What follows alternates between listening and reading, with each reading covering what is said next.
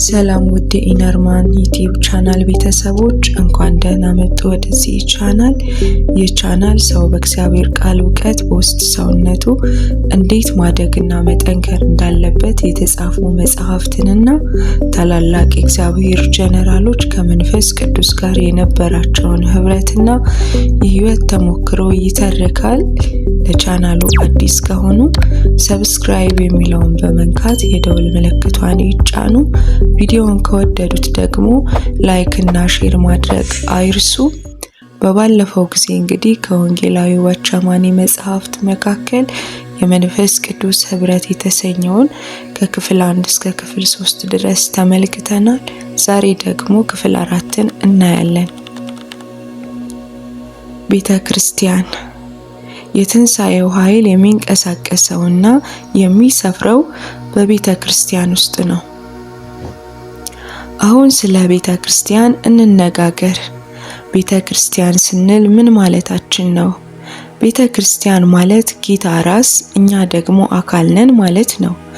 ታዲያ በቤተ ክርስቲያንና በትንሣኤ መካከል ያለው ግንኙነት፣ ቤተ ክርስቲያንን ከመንፈስ ቅዱስ ጋር ያላት ግንኙነት ምንድን ነው? በኤፌሶን 1 ከ19 እስከ 21 እግዚአብሔር ጌታ ኢየሱስን ከሙታን ሲያስነሳው በክርስቶስ የሰራውን እጅግ ከፍ ያለውን የኃይሉን ታላቅነት ይነግረናል። ይሁንና ቤተ ክርስቲያን ይኸው ኃይል እየሰራባት ነው የምትገኘው። በቁጥር 21 ያለውን እንዲሆን የሚለውን ቃል ልብ እንበል። ለምናምን ከሁሉ የሚበልጠው የኃይሉ ታላቅነት ምን እንዲሆን ታውቁ ዘንድ ነው።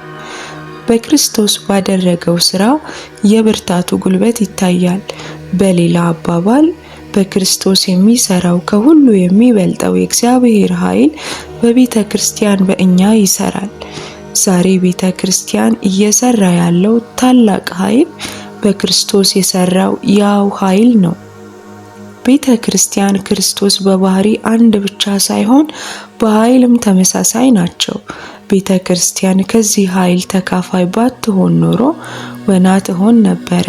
እግዚአብሔር በጌታ ውስንነቶችን ሁሉ የሰበረበት መንገድ ቤተ ክርስቲያን ገደቦችን ሁሉ ጥሳ እንድታልፍ የሚያስችል ያው መንገድ ነው። ስለዚህ ቤተ ክርስቲያን ዛሬ የትንሣኤውን ጌታ የነበረው አይነት ኃይል ሊኖራት አንዳች ባልተገደበ ተመሳሳይነት አርነት ልትመላለስ ይገባታል።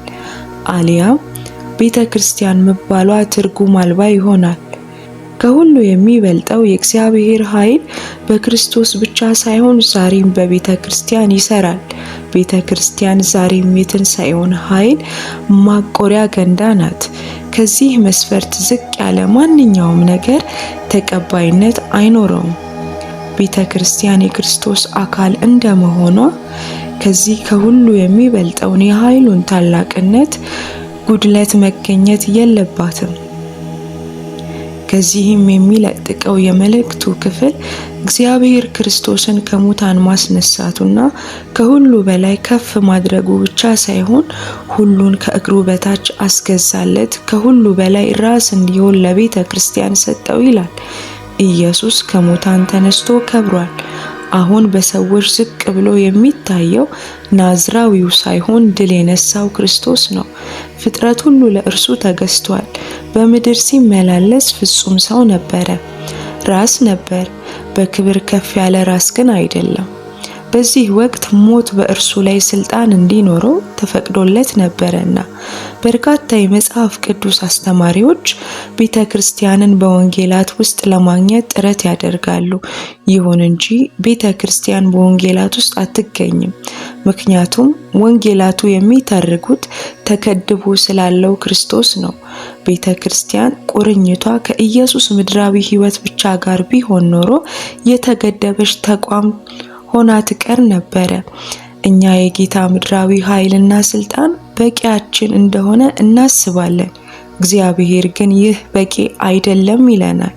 እግዚአብሔር ክርስቶስን በሞትና በትንሣኤ ጎዳና አሳለፈው።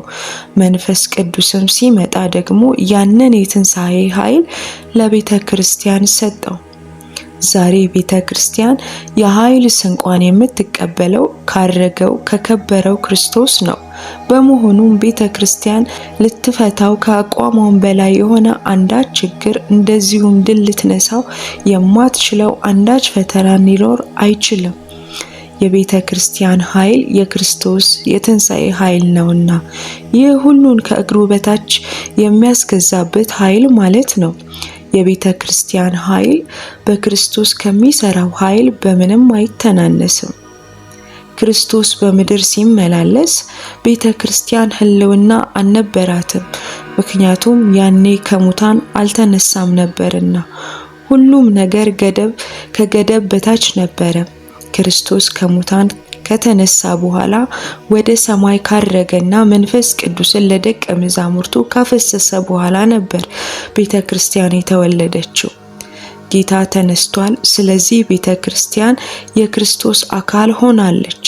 ምክንያቱም በትንሣኤው ክርስቶስ ባህሪ ተሞልቶ የእርሱ ዕቃ ሆናለች። ክርስቶስ ራስ ነው። ቤተ ክርስቲያን አካሉ እንደመሆኗ ሁሉም በሁሉ የሚሞላባት የእርሱ ሙላቱ ናት። ክርስቶስ የሆነውን ቤተ ክርስቲያን ናት። ክርስቶስ በገደብ እንዳልታሰረ ቤተ ክርስቲያንም አትገደብም። የሰውን አካል ያህል በክርስቶስና በቤተ ክርስቲያን መካከል ያለውን ግንኙነት የሚያሳይ ምሳሌ አናገኝም። በሰው አካል ራስና ሌሎች የሰውነት ክፍሎች አንድ ባህሪ ስላላቸው ከአንድ ሕይወት ይካፈላሉ። አካል ሙሉ ነው የሚባለው ሁሉም የሰውነት ክፍሎች ተሟልተው ሲገኙ ነው። በክርስቶስ አካልም እንደዚሁ ነው። አንዱ እግር አጭር የሆነ ወንበር ልንሰራ እንችላለን። የክርስቶስ አካል ግን እግርም ሆነ ክንድ ወይንም የትኛውም ክፍል የጎደለ ልትሆን አትችልም። መንፈስ ቅዱስ የክርስቶስን የትንሣኤ ኃይል በቤተ ክርስቲያን ይገልጣል። እኛ አማኞች ሁላችን ከአንድ መንፈስ ቅዱስ ጠጥተናል። እኛንም የክርስቶስ አካል ያደረገው ያው መንፈስ ነው። በዚህ ምክንያት በምድር ያሉ ሁሉ ሰዎች የክርስቶስ ትንሣኤ ኃይል በሚነኩ ጊዜ የሚያስሩት ሁሉ ይታሰራል፣ የፈቱት ይፈታል። ቤተ ክርስቲያን ለመመስረት 2 ሰዎች ይበቃሉ። ታዲያ እነዚህ ሁለቱ የትንሣኤን ኃይል መንካት ከቻሉና በትንሣኤ መሬት ላይ ከቆሙ ሁኔታዎችን ሁሉ ማዘዝ፣ በስልጣናቸው ስር ማስገዛት ይችላሉ። በቀደሙ ዘመናት ቤተ ክርስቲያን ስለዚህ ኃይል የነበራት መረዳት ጥቂት ስለነበር አንዳች እርምጃ ለመውሰድ በርካታ 10 ዓመታትን ይወስድባት ነበረ። አሁን የቤተ ክርስቲያን ማንነት በመረዳታችን በታላቅ እርምጃ መገስገስ እንችላለን። በግል ሕይወታችን መፍትሄ የሌላቸው የሚባሉ ነገሮችን እንኳን በፍጥነት ይፈታሉ። ቤተ ክርስቲያን የክርስቶስ የትንሣኤ ኃይል ማቆሪያ ገንዳ ናት። ዛሬ መንፈስ ቅዱስ ስራ በቤተ ክርስቲያን ምንድን ነው? መንፈስ ቅዱስ ዛሬ በቤተ ክርስቲያን የክርስቶስን የትንሣኤ ኃይል እየገለጠ ነው። አሁን ችግሮች ሁሉ ተፈተዋል። የገሃነም ደጆች እንደማይችሏት ጌታ ነግሮናል። በግሌ ይህን ቃል የገሃነም ደጆች ወደ ቤተ ክርስቲያን አቅጣጫቸው ክፍት መሆናቸውን እንደሚያመለክት አምናለሁ። ሆኖም እነዚህ ደጆች ቤተ ክርስቲያንን ሊቋቋሟት አይችሉም። ለምን? ምክንያቱም ገሃነም ሞት ሲወክል ቤተ ክርስቲያን ትንሣኤን ትወክላለች። በዚህ ምክንያት ቤተ ክርስቲያን ድል ትነሳለች። ስለዚህም ጌታ ዛሬ ፈቃዱን በምድር ይከውን ዘንድ የሚያስፈልገው አረማመዳችን ምን ያህል ተስተካክሏል፣ ተለውጧል ወይንም ምን ያህል እውነትነት አለው ሳይሆን ይልቁንም ትንሣኤ መንፈስ ቅዱስና ቤተ ክርስቲያን ለማወቅ ምንም ዋጋ ቢያስከፍል የሚፈቅዱ ሰዎች በእርግጥ አሉ ወይ የሚለው ነው። ይህ ሲሆን ቤተ ክርስቲያን የከበረ ምስክርነት ከፍ አድርጋ ማንገብ ትችላለች። በተግባር ከእኛ አንዳንዶች በተወሰነ መልኩ የትንሣኤን ኃይል አውቀናል። ምክንያቱም የማንኛውም ሰው ድነት የትንሣኤ ኃይል ስራ ነው። በሌላ በኩል ሰዎች ለጌታ ሲሉ መከራን ተቋቁመው ሊጸኑ አልፎም ተርፎ የሰማዕት ጽዋ ሊቀበሉ ይችላሉ። ይህ ሁሉ የሚቻለው በትንሣኤው ኃይል ነው። ስለ ትንሣኤ እውነትነት የሚያትት የመጽሐፍ ቅዱስ ክፍል የመጀመሪያው ቆሮንቶስ መልእክት 15 ምዕራፉም የሚደመድመው የጌታ ስራ ሁልጊዜ የሚበዛላችሁ ሁኑ በሚለው ሐረግ ሲሆን ይህም ስራ የሚሰራው በትንሣኤው ኃይል ነው። ሰዎች መስቀል የሚሸከሙት፣ መንፈሳዊ መታነጽ የሚቀበሉት፣ የተወሰነ ብርሃን ማየትና ከቅድስና ከፍታ የሚደርሱት በዚሁ የትንሣኤ ኃይል ነው። ባለፉት 2000 ዓመታት እነዚህ እውነቶች ጥቂት እዚህ እየፈነጠቁ ለዛሬ መረዳታችን አድርሰውናል። ዛሬ ሰዎች በትንሣኤ መሬት ላይ ቢቆሙም ታላቅ ነገሮችን ሲከናወኑ አናይም ነበረ። ይሁን እንጂ ሰዎች የጌታ ትንሣኤ በበቂ ሁኔታ እያዩ እንዳልሆነ ይሰማኛል። ጌታ ብርቱ ነው። እርሱ ከሁሉ ልቆ ከፍ ያለ ስለሆነ ገደቦችን ሁሉ ማፍረስ ይችላል። እርሱ ግን ራስ ብቻ ነው።